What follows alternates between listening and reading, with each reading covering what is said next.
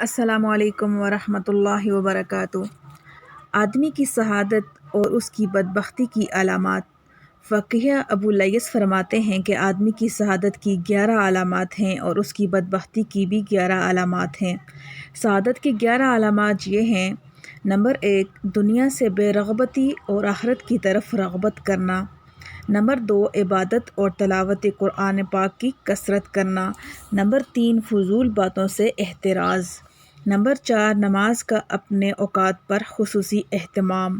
Number 5، حرام چیز سے چاہے ادنیٰ درجہ کی ہو بچنا۔ نمبر 6، صلحاء کی صحبت اختیار کرنا۔ نمبر 7، متواضع رہنا، تکبر نہ کرنا۔ نمبر 8، سخی اور کریم ہونا۔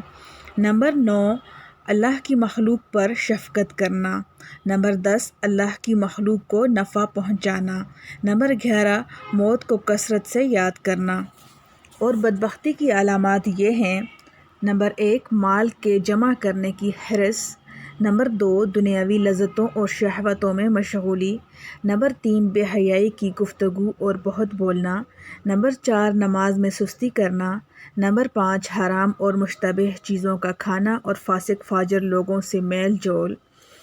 نمبر 6، بدخلق ہونا۔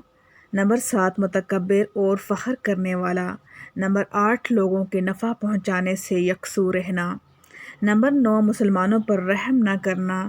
نمبر 10، بخیل ہونا۔ نمبر 11، موت سے غافل ہونا۔ بندہ ناکارہ کے نزدیک ان سب کی جڑ موت کو کثرت سے یاد رکھنا ہے۔ جب وہ ہر وقت یاد آتی رہے گی تو پہلی 11 علامات انشاءاللہ پیدا ہو جائیں گی اور دوسری 11 سے بچاؤ حاصل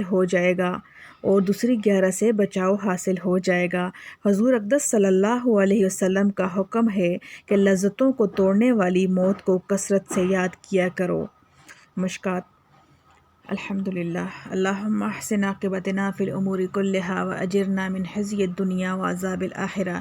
ربنا آتنا فی الدنیا حسنۃ وفی الآخرۃ حسنۃ وقنا عذاب النار۔